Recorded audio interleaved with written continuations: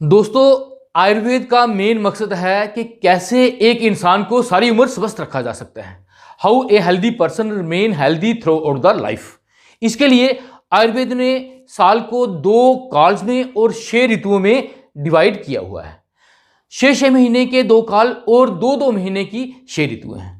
तो स्वस्थ रहने के लिए आयुर्वेद के मुताबिक हर ऋतु के बदलने पर हमें अपना आहार विहार यानी खान पान और रहन सहन भी बदलना होता है। तो इसके लिए हमें काल और ऋतुओं का ज्ञान होना बड़ा जरूरी है। तो आज की इस वीडियो में हम आपको यही बताने वाले हैं कौन सा काल या कौन सी ऋतु कब शुरू होती है और कब खत्म होती है और उसका शरीर पर क्या प्रभाव होता है। तो सबसे पहले हम 2 काल की बात करेंगे। तो साल में 2 काल अदान काल और विसर्ग काल। अदान काल यानी जिसको उत्तरायण काल भी बोलते हैं, इसका समय 15 जनवरी से 15 जुलाई तक यानी 6 महीने का रहता है। इस समय सूरज की गर्मी या सूरज का ताप जो है वो बढ़ने लगता है और शरीर का बल जो है वो दुर्बल होना शुरू हो जाता है। अब दूसरे काल की बात करें, वो है विसर्ग काल यानी दक्षायन पक्ष या दक्षायन काल, जिसका समय 15 जुलाई से 15 जनवरी तक रहता है। इस समय सूरज का ताप, सूरज की गर्मी धरती पर कम होना शुरू हो जाती है और चंद्रमा की रोशनी या चंद्रमा का प्रभाव जो है धरती पर बढ़ना शुरू हो जाता है, जिससे फल, औषधियों और सब्जियों में पौष्टिकता अधिक बढ़ जाती है और हमारे शरीर का बल भी बढ़ना शुरू हो जाता है। अब हम बात करते हैं 6 ऋतुओं की। तो साल की जो 6 ऋतुएं हैं, अगर जनवरी से शुरू करें तो शीशिर, बसंत, ग्रीष्म, वर्षा, शरद और हेमंत।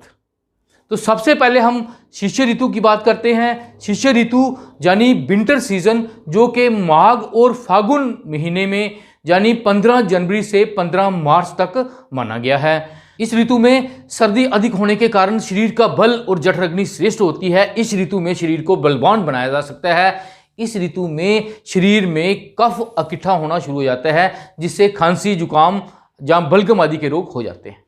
अब दूसरी ऋतु है हमारी बसंत ऋतु यानी स्प्रिंग सीजन, जो चैत्र और बैसाख मास यानी 15 मार्च से 15 मई तक होती है। इस ऋतु में जो सर्दियों में शरीर में कफ इकट्ठा हुआ होता है, सूरज की गर्मी बढ़ने के साथ वो पिघलने लगता है और इस ऋतु में कफ के रोग, खांसी, जुकाम, बलगम, दमा आदि बड़े कॉमन हो जाते हैं। इस ऋतु में हमें मीठे और खट्टे पदार्थों का सेवन नहीं करना चाहिए। कड़वे, कसैले और रूखे पदार्थों का सेवन इस ऋतु में लाभकारी है। अब तीसरे नंबर पे है ग्रीष्म ऋतु यानी समर सीजन, जो कि ज्येष्ठ और आषाढ़ मास यानी 15 मई से 15 जुलाई तक मानी गई है। इस ऋतु में शरीर का बल और जठराग्नि धीरे धीरे दुर्बल होना शुरू हो जाती है। वात दोष इस ऋतु में शरीर में इकट्ठा होना शुरू हो जाता है। इस ऋतु में मीठे, हल्के, ठंडे और तरल पदार्थों का सेवन ज़्यादा लाभकारी है। अब चौथे नंबर पे है हमारी वर्षा ऋतु यानी रेनी सीजन, जो कि श्रवण और भाद्रपद मास में यानी 15 जुलाई से 15 सितंबर तक होती है। इस ऋतु में वात दोष का प्रकोप शरीर में बढ़ जाता है और पित्त दोष जो है वो शरीर में इकट्ठा होना शुरू हो जाता है। इस ऋतु में शरीर की जठराग्नि और बल जो है दुर्बल हो जाता है। इस कारण इस ऋतु में खान पान का हमें खास ख्याल रखना होता है। अब 5वें नंबर पे है हमारी शरद ऋतु यानी ऑटम सीजन, जो कि अश्विन और कार्तिक मास यानी 15 सितंबर से 15 नवंबर तक मानी गई है। इस ऋतु में शरीर का बल और जठराग्नि मध्यम होती है। वर्षा ऋतु में इकट्ठा हुआ पित्त का प्रकोप शरीर में बढ़ने लगता है, जिससे बड़े सारे पित्त के रोग इस ऋतु में होते हैं। इस ऋतु को रोगों की जननी भी कहा गया है, क्योंकि साल में सबसे ज़्यादा रोग जो हैं वो इस ऋतु में होते हैं। उपवास से पित्त के रोगों को इस ऋतु में शांत किया जा सकता है। मीठे पदार्थों का सेवन इस ऋतु में लाभकारी है। अब 6 नंबर पे है हमारी हेमंत ऋतु यानी अर्ली विंटर, जो कि मार्गशीर्ष और पौष मास यानी 15 नवंबर से 15 जनवरी तक मानी गई है। ये ऋतु शरीर के लिए सभी ऋतुओं से उत्तम ऋतु है।